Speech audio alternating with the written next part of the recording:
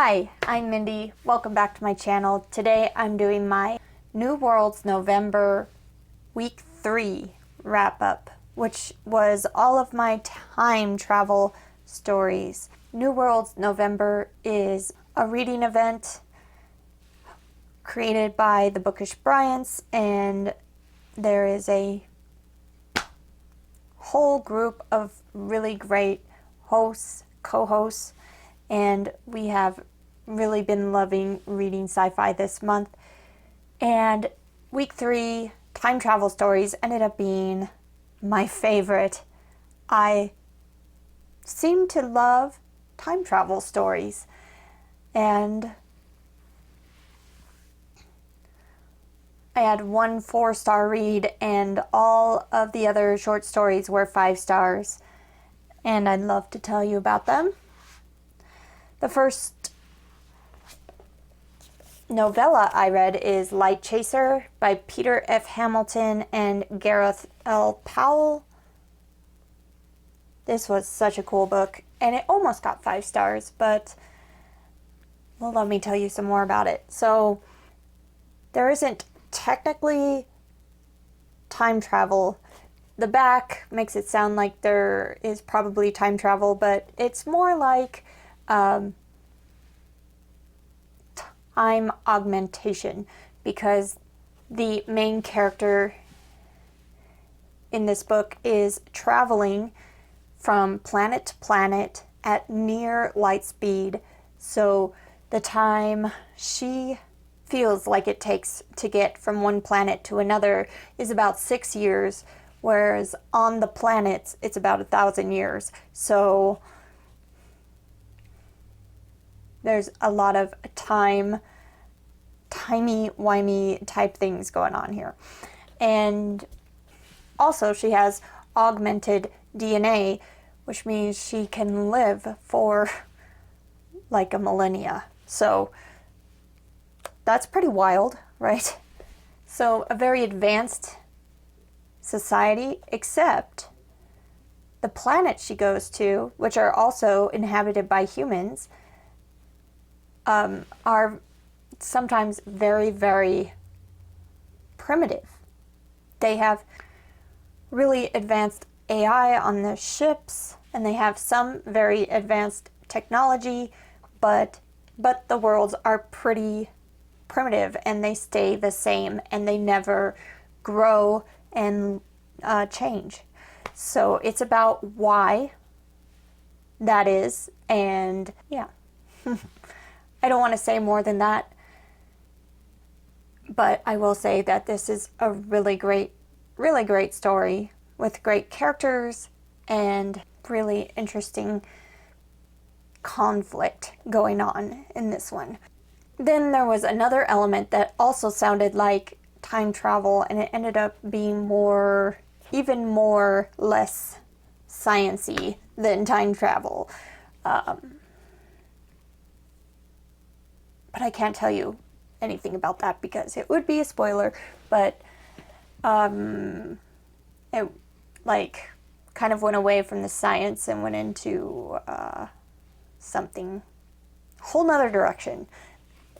Anyway, so that's how I got 4 stars instead of 5, but there was a lot of good science in here. I had to reread the first few sections of this book about 4 times to get a handle on how the ship works, this main character woman, and what she's doing and why, and yeah, just getting a handle on the science of the book. And once I understood the world, then I flew right through this. It was really good. I also read The Merchant and the Alchemist's Gate by Ted Chiang in the Exhalation short story collection, and this is about a merchant that randomly goes into a store owned by an alchemist and the alchemist shows him a gate that he has built and created, that you can go through the gate and it brings you to 20 years in the future. And he tells some stories about what people have experienced when they go through the gate to the future, and then it tells the story of what happens to this man when he goes through the gate. This book takes place in, isn't it Baghdad? Yep.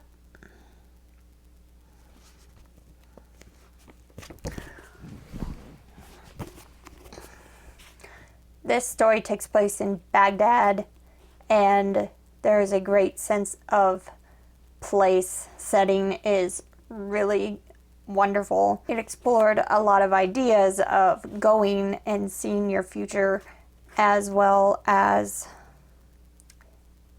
just having a lot of heart, a lot of emotion in this story, and I really loved it. And that was a 5-star story.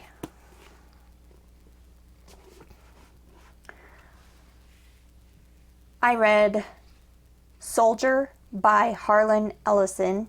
Can't remember what the collection was called, but it'll be up somewhere. I only read that story from the collection. And it's about a soldier in a war in the future that gets sent back to our present, or Harlan Ellison's present at the time. People in the past thinking that he's crazy, and the soldier not knowing anything about these people and where he is and what has happened. He has no idea why he's there or how he got there. And he seems to be speaking a completely different language, even though it's an evolved version of the language that they speak. Another really fun story. And then I went into this anthology, The Time Traveler's Almanac, and I read quite a few stories from this, including Fish Night by Joe R. Lansdale, which was a really interesting story about some traveling salesmen that are driving across the desert and their car breaks down. They have no way of getting to civilization, so they have to sleep in the car, and they are visited by spectral fish, because this land used to be an ocean full of fish, even though now it's a desert. So cool. So cool. And I saw the animated version of this in Love and Robots, and that was so well animated. Love it. I want to watch that again, I think. I also read Death Ship by Richard Matheson, which was an awesome story about a ship that is gathering samples from different planets to bring back to Earth to see if they are habitable planets. And they get close to this planet and they see that there is a ship that has wrecked on the planet. So they go down to investigate. The story goes from there. I will say that there is definitely time travel in this one, obviously. But saying anything else would spoil the story. So let me just tell you that it's an amazing story and you really need to read it. Next, I read Needle in a Time Stack by Robert Silverberg. And this is the first Robert Silverberg story that I've ever read, and it was so good. This was about a man who is happily married, but his wife's ex-husband is obsessed with getting back together with her. He keeps going back in time and messing up things in the past so that he's trying to make it so he is back with her, and our main character has never married his wife. So interesting. Such a messed up little tale. So scary to think about that someone could mess with your life like that. Then I read Under Siege by George R.R. Martin, which is a time travel story based in a war. And it's about these time travelers that go back to wars in history to make sure that to change things so catastrophic events just don't happen, basically. So the main character in this is going back to a war, and he has to try to convince officers to make the right decisions. And it's really hard for these people to do. Another really interesting idea of how we could use time travel if we had it as a tool. And then the last story I read for week 3 was Message in a Bottle by Nalo Hopkinson, which is the first story I've ever read by Nalo Hopkinson. And another interesting take on time travel. This one is about children that are born with an altered gene or something. They're born with full-grown adult heads and small bodies, and they grow really, really slowly.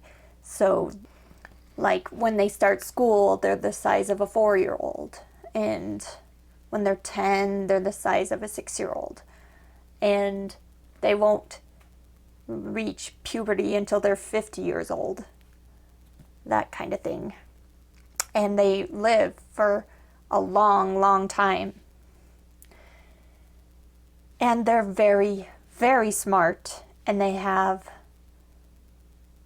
seem to have knowledge from the future. So, tell me that isn't interesting, right? Yeah, very cool story. And a different take on time travel. That, that's another one should not miss. You should definitely read that. So good.